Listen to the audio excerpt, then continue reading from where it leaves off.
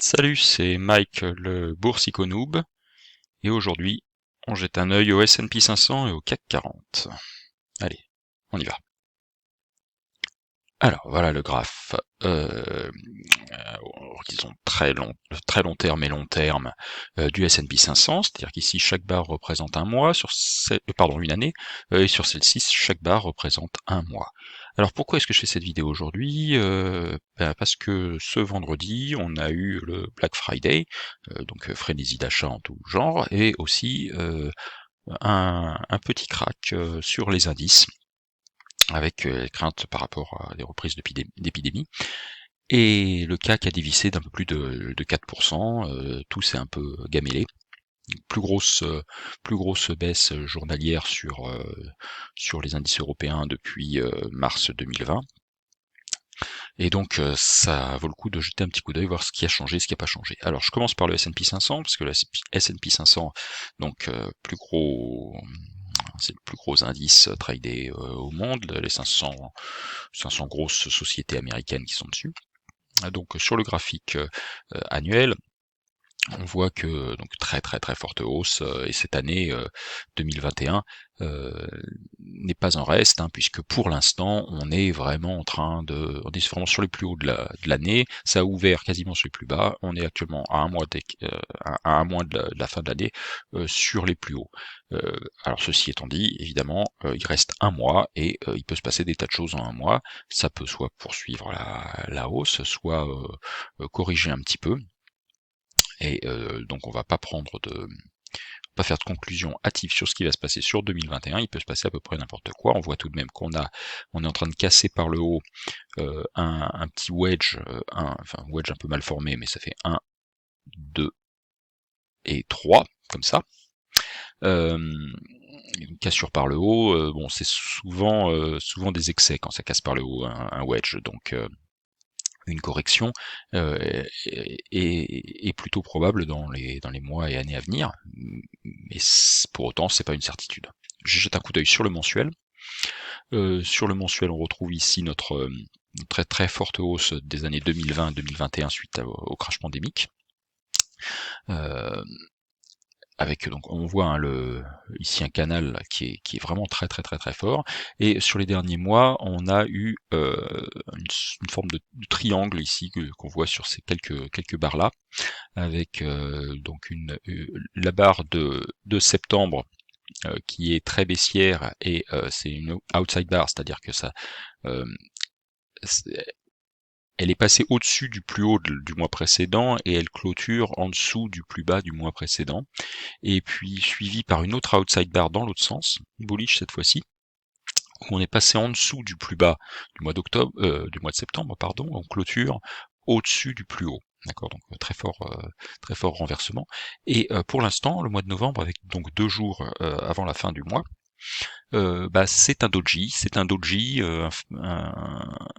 qui ressemble un peu à un failed breakout, un échec du breakout au-dessus de ce triangle-là, pour l'instant. Il reste 2 jours, il peut se passer des choses dans ces 2 jours-là, donc pour l'instant c'est un doji. Est-ce que ça va remonter fortement dans les 2 jours à venir, ou poursuivre la baisse? C'est un peu difficile à savoir. On va regarder un peu ce qui se passe sur le graphique hebdomadaire pour essayer de se clarifier les idées. Voilà. Donc les hypothèses, c'est une poursuite de la hausse, d'accord, avec une forte tendance haussière, éventuellement, rien n'interdit une petite correction, ou alors on est dans une sorte de climax haussier, un blow off top, comment dire, un excès d'achat qui serait pas qui pourrait pas être poursuivi, et auquel cas on aurait probablement une correction en 2 temps, comme ça se passe régulièrement quand il y a des excès comme ceci. Donc correction, petit pullback, et puis deuxième jambe baissière. Pourquoi est-ce que c'est une configuration qui est fréquente, ça? Quand on a une correction importante suite à un climax, donc les gens qui ont acheté sur les zones hautes ici se retrouvent un peu piégés par la force de la correction, et n'attendent qu'une seule chose, c'est de pouvoir solder leur position, si possible break-even, ou sinon à moindre perte. Donc ils attendent le premier pullback. Et quand arrive le premier pullback, et bien ces gens-là, donc qui étaient en position acheteuse, vendent leur position, et puis d'autres qui n'étaient pas en position décident de shorter. Donc c'est pour ça qu'on a souvent, quand il y a une correction forte suivie d'un pullback, après un climax, et ben on a une correction en deux temps, parce que dans cette zone-là, qui est peut-être plus haut, hein, enfin c'est pour donner un ordre de grandeur, dans cette zone-là, disons, sur le pullback, il n'y a plus tellement d'acheteurs, il n'y a plus que des vendeurs. Alors, on va mettre maintenant en graphique. Voilà, graphique hebdo, on retrouve en partie gauche le graphique mensuel, et graphique hebdo donc en partie droite, et on retrouve ce fort canal haussier, ici, donc très significatif, hein, vraiment il est vraiment assez impressionnant. Et on a donc une tendance haussière avec des tout petits pullbacks, hein, qu'on voit ici. Alors je vais juste changer un truc sur la représentation du graphique. Voilà, je l'ai mis en échelle linéaire. Donc je reviens pas sur la tendance haussière qui est vraiment très forte, hein, mais qui est également un wedge. On voit 1, 2 et 3 ici, ou on peut le voir aussi comme le wedge ici, 1, 2 et 3. Avec sur la dernière jambe du wedge, on a une tentative de cassure par le haut qui échoue.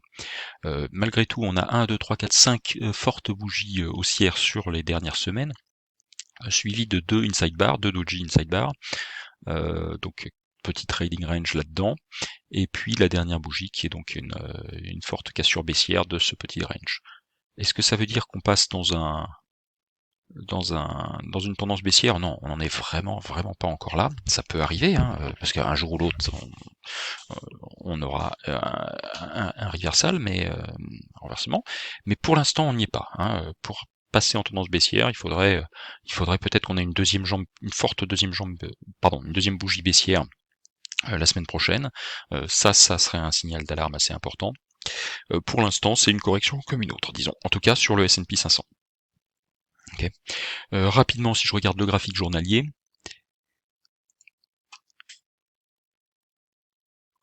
le graphique journalier, voilà, on a un petit trading range ici, une sorte de flag, 1, 2. On voit qu'ici on avait un possible signal de vente. Bon, la tendance restant tellement haussière, c'était vraiment prématuré de vendre à ce niveau-là, mais on avait un double top ici, 1, 2, donc possible vente en dessous de cette bougie-là, qui aurait été déclenchée sur celle-ci. Bon, est-ce que c'était un bon short? Je pense pas, parce qu'il y avait vraiment une tendance haussière vraiment très forte. La dernière bougie de vendredi casse les derniers plus hauts. Enfin, le dernier plus haut, mais encore une fois, c'est pas une vraie cassure. Il faudrait que ça se poursuive la semaine prochaine pour vraiment donner un signal d'alarme sur le S&P 500. C'est pas du tout exclu que ça arrive, hein, ceci étant dit. Voilà, on va jeter un coup d'œil maintenant au CAC 40. Voilà, je présente le CAC 40 et non pas le CAC 40 dividende réinvesti, parce que ça va pas changer grand chose par rapport donc à la semaine.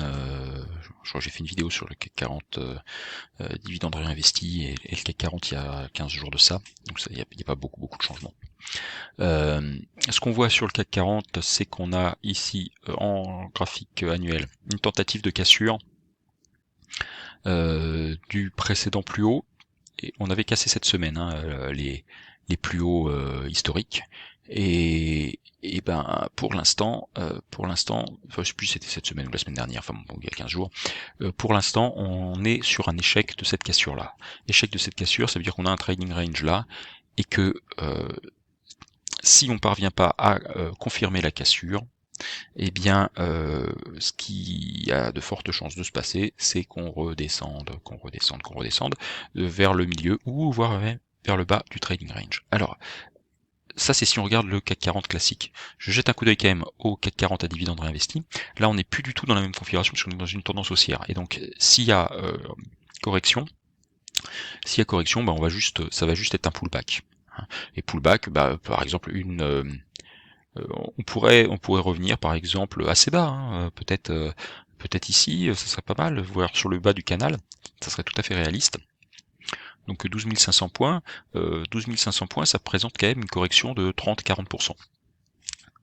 Sans remettre en cause la tendance haussière sur le CAC 40 à dividendes réinvestis. Donc attention, hein, c'est une correction majeure, une très grosse correction qui peut intervenir maintenant, sans remettre en cause la tendance haussière sur le CAC 40 à dividendes réinvestis. Et donc ça, c'est plutôt en phase avec ce qu'on voit sur le CAC 40 classique, puisque si correction il y a, on est sur une configuration d'échec du breakout du plus haut historique. Échec du breakout du plus haut historique, si on regarde ici le mensuel, qu'est-ce que ça veut dire? Ça veut dire que la tendance qu'on voit ici, une tentative de cassure par le haut de la tendance haussière, d'accord, si ça échoue, ce qui est pour l'instant en train de se passer, mais ça peut changer, si ça échoue, on va revenir tester beaucoup plus bas, vers le milieu ou le bas de cette tendance haussière, hein, et on voit que ça peut être vraiment très très bas, hein, les 30 ou 40%, voilà, on peut venir tester par exemple ce bas là, voire même le bas du canal, sur donc une correction de 30-40% sur l'indice. Et encore une fois, ça serait pas forcément un passage en tendance baissière forte, hein, voilà, c'est des choses qu'on a eu, on l'a eu en 2000, on l'a eu en 2008, on l'a eu très rapidement en 2021, en 2020 pardon, ça peut arriver en 2022. Voilà, donc attention à ça. Malgré tout, on a une tendance haussière qui, pour l'instant, est relativement marquée à cet endroit-là. Si je passe en hebdo, alors je vais juste faire un truc. Voilà, se mettre en linéaire sur l'hebdo. On a notre tendance haussière hebdomadaire depuis mars 2020, donc depuis le crash pandémique. Tendance haussière très très forte, un wedge ici, 1, 2 et 3, cassure par le haut du wedge, qui échoue tout de suite. Donc ça ici, ça pourrait être le dernier flag de la tendance haussière. Avec donc cassure par le haut, qui est rejeté brutalement. Voilà. Bon, malgré tout, encore une fois, la tendance haussière pour l'instant reste valable, hein. On voit, on marque des plus hauts, chaque fois les points bas sont plus hauts que les précédents, les points hauts sont plus hauts que les précédents, donc on est dans ce qui caractérise une tendance haussière, la moyenne mobile. Ça c'est une moyenne mobile, donc à 12 semaines. Ah oui, alors c'est pas terrible là, ce que je représente du coup. Il faudrait que je mette... une petite seconde, je vais changer de graphique. Voilà, c'est magique, on met en pause et ça reprend. Donc là on a la moyenne mobile à 20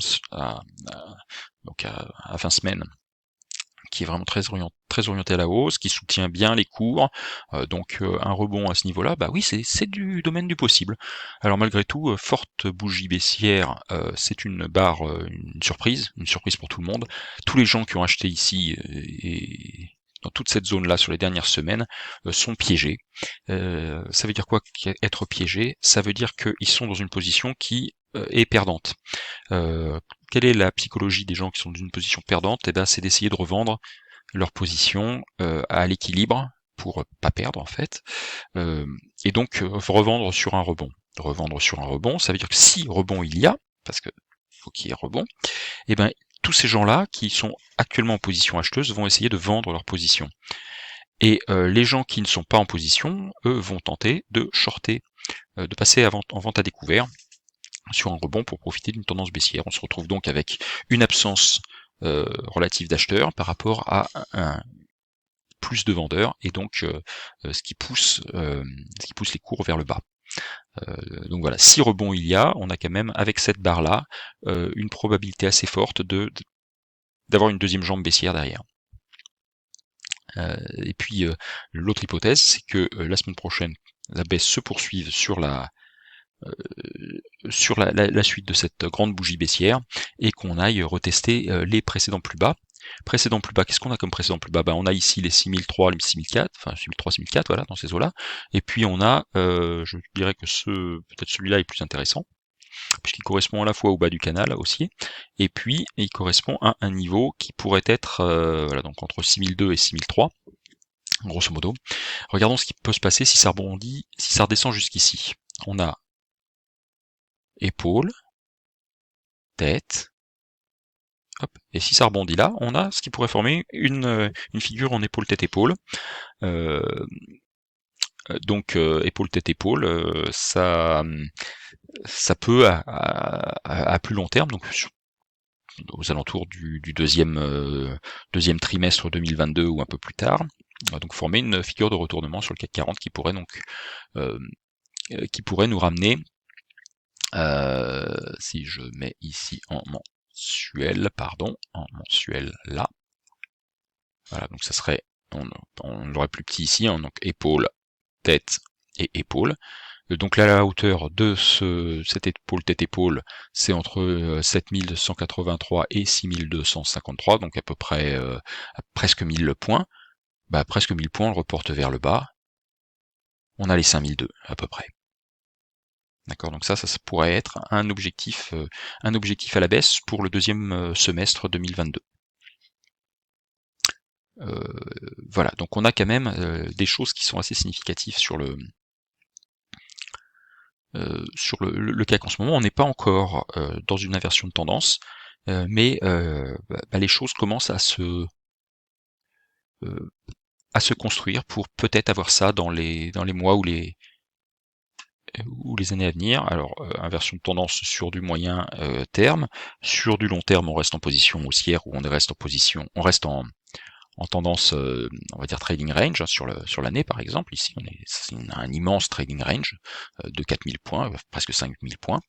Voilà, c'est pas une inversion de tendance, même si ça descend à 3000. Okay, 3000, ça veut dire qu'on perd 50%, plus de 50%.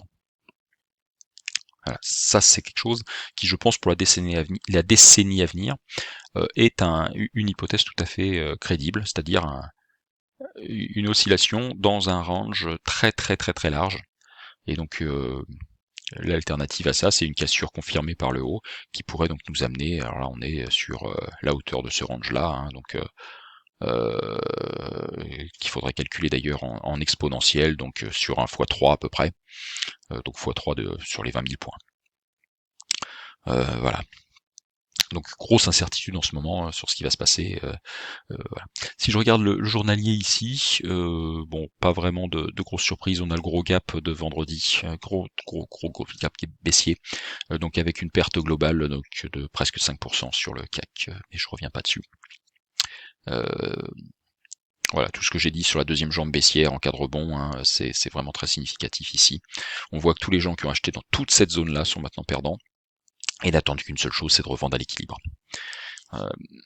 Donc, chose aussi très significative, c'est les volumes vendredi très forts, les plus forts depuis septembre 2021, presque depuis le point bas précédent. Donc voilà, ça peut être deux choses, hein. Ça peut être donc un climax baissier, donc tous les stops ont été déclenchés, tous les vendeurs sont sortis, enfin toutes les personnes qui étaient en position acheteuse sont sorties en panique ici. Ça peut être ça qui a causé les ventes, ou ça peut être des ventes à découvert qui sont rentrées. Voilà, donc difficile pour l'instant de savoir. On va voir dans les jours à venir si la baisse se poursuit dans des forts volumes, auquel cas c'est un véritable avertissement pour un éventuel retournement de tendance dans les semaines à venir, mois à venir, on va dire. Voilà. Je vais terminer là-dessus, c'était un peu long, 20 minutes. Voilà, j'espère que ça vous a plu. Eh ben, je suis impatient de connaître vos commentaires, vos avis. Et puis, encore une fois, ce que je raconte là, ce n'est qu'un avis personnel. Je ne suis pas expert, comme mon nom l'indique, hein, je suis un amateur, donc faut pas prendre ça comme argent comptant. Voilà, c'est juste un avis. Merci, à bientôt.